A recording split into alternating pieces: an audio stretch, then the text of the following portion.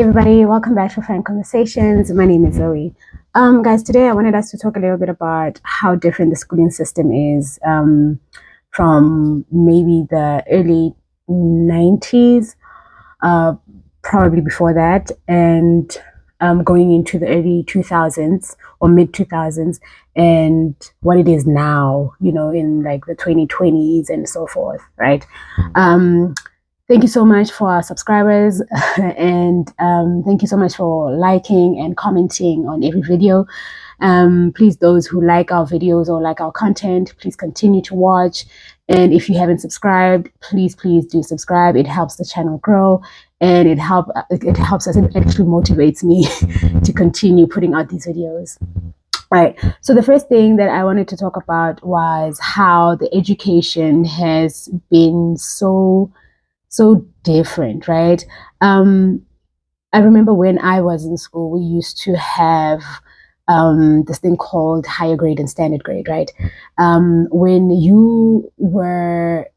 we did math, right? And you were not so good with math. What they usually did was they dropped you to standard grade, but that didn't mean that you were doing a lesser math. It was just the intensity that was used was a little less than the intensity that was used to do higher grade math, right? So it kind of meant that, you are still in the run to do math. You could still go to university with a standard grade math, but you had to get obviously a higher grade for a higher mark for you to do like maybe to get into engineering or whatever, something like that, right? But standard grade didn't mean that you had a lesser math. It just meant that the intensity of the math was not as much as that one of the higher grade, right? Now, going into the nowadays, this math literacy situation, right? It's almost like dumbing down standard grade. So I'm just like, I couldn't imagine dumbing down standard grade, because standard grade was already, in our view, dumbing down math. But when you look at it now, or you look at the quality of standard grade back then and math literacy, you're like, I don't know what they were doing. I don't know what they did. But it's just not, the math is not mathing. The math literacy math is really not mathing. So that compounded with the 30% pass rate is just like not something that we should be proud of as a nation. Compounded with the 30% pass rate is not, I don't know what they were thinking. I don't know what the Ministry of Education is thinking, but the schooling system and the education system back then was very different than it is now. And I don't know, personally, maybe I'm being biased because I was, in the schooling system back then. I think it was a little bit better than it is right now, but I might be biased, like I said. Yeah. The second part of this that I have an issue with is the discipline, right? Back then, discipline was associated with respect, whether we'd like to believe it now or not. But when your teacher disciplined you, it didn't really mean that the teacher didn't like you. It just meant that you needed to be disciplined. Okay. There were harsh disciplinary actions. I mean, discipline, activities, if you may, like corporal punishment. We were all used to it. It was a thing for us. It wasn't a thing for us, because we knew that if you didn't behave, if you didn't do your homework, if you didn't do your work, if you got to class late, if you were found bunking, if anything that required discipline, discipline was going to be given to you. It was going to be dished out to you. And nobody wanted to be disciplined. Nobody wanted to face the wrath of a stick on your knuckles. Nobody wanted to go through in the winter time, especially from primary school all the way to high school. It was discipline. And I think that instilled a different type of accountability for the people who were in schools back then. I'm talking about now the students who were in schools back then. A little bit of accountability, saying, you know what, if this happened, I'm gonna take it with what comes with it. I know I'm gonna bunk, but I might get a a little pow there, or I might get like sent home, I might get thrown out of class or something, but there was some form of discipline, right? And our parents did not have an issue with that kind of discipline, because I think with them as well at home, we were given those kinds of discipline activities. I'm losing the words right now, but we were being disciplined at home as well. I think that's why it wasn't such a big deal whether we were disciplined at school or somewhere else.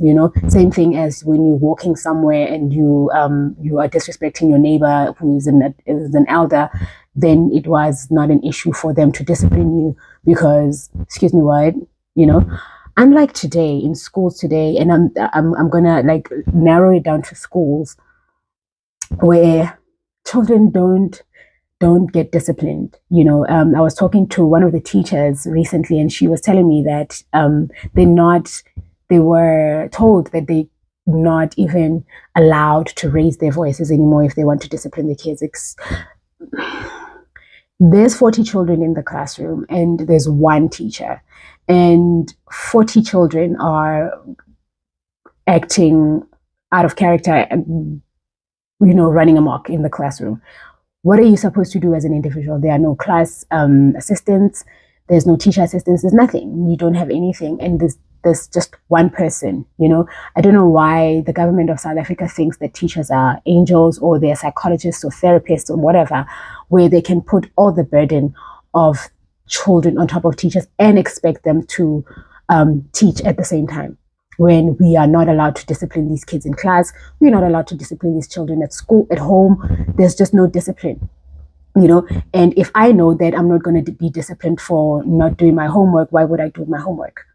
If I'm not going to be disciplined for banking class or banking school, or being caught smoking or doing whatever, why am I going to abide to any of the rules if I know that I'm not going to be held accountable for it?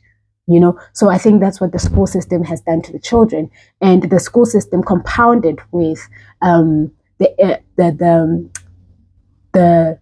societal systems, where I'm losing the word for it, but how the government is now adopting certain things from the West and bringing them here in South Africa when we have limited resources. Like, for example, if children act crazy at home, you as a parent cannot discipline them. But they are not going to come and help you when you need help with that children, when the child is acting crazy.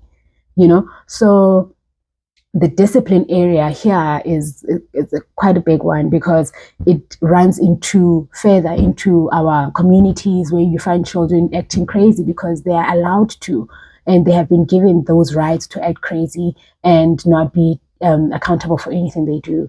The other thing is that I remember, if you were in the schooling system back then, there was one or two people who were in their 20s. It could have been 20, 21, or even 22 in some instances, when you did grade 12. Why? Because if you failed, you failed. If you failed, you failed. It didn't matter how many times you failed. If you didn't put in the work, you didn't get the results, that everybody else got. You didn't put in the work. It's like you're putting something. If you're putting an empty thing in a computer, you get empty results, and that's what happened nowadays in the schooling system or education system. Children get just passed through grades. You get children in grade 10, grade 11, 12 who cannot read and cannot write, and you wonder, how did you pass grade 1? How did you pass grade 2, 3, 4, 5 if you are unable to read or write in matric or in grade 10? So they are dumbing down the society so much, and these kids are taking advantage of it. I mean, who wouldn't? They're dumbing down the society so much just so that they can pass them. And let's not forget the 30% pass rate. They're doing all of this, and you're just like wondering, so obviously we are not going to have skilled people in this country.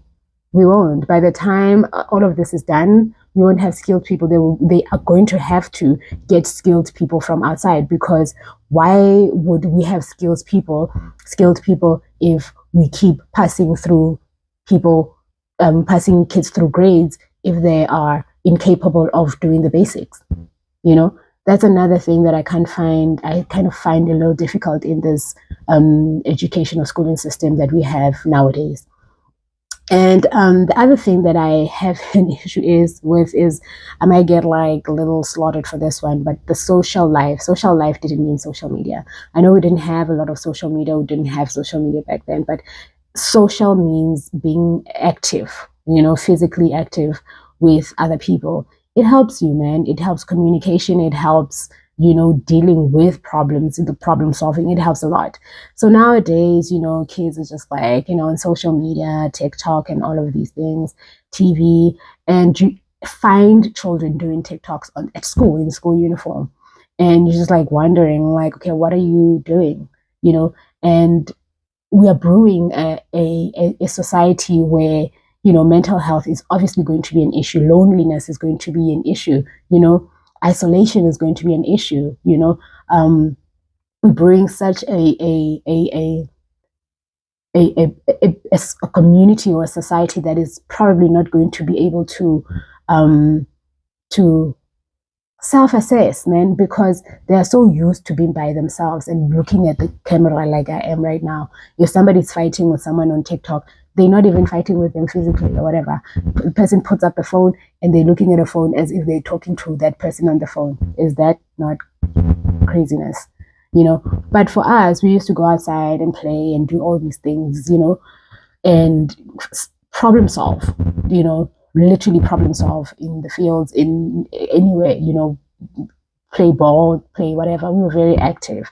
And that's another thing that I find that is a little bit um, a little disturbing with the society right now, especially in schools, because we actually allow children to go with phones to school, and they end up doing these TikToks and they end up doing these. And how is a child going to concentrate or focus in school if they have a phone and they have TikToks to do? How? Okay. All right. The last thing is one thing that is very, very close to my heart. And I don't know, as a woman, I'm just like, is the teenage pregnancy. Like, a teenage pregnancy right now, back then was not a milestone, It wasn't. Like, I have a sister who was pregnant as a teenage back then. She was in school and she was pregnant. She got a child in school and she wasn't treated so great. But now you can find like 8, 10 children in school, the same school, pregnant at the same time. And it's like a milestone. People take pictures of their bellies and whatnot at school in the school uniform, and it's fine. So, it's a different South Africa. It's a different schooling system. But, tell me how you see all of this and how you think we can, be of assistance to schools or education, and just so that we can, make it a little better, not so extreme. I think we are going so fast and so extreme that we are going to miss ourselves and miss our children. Thank you for tuning in. Please subscribe.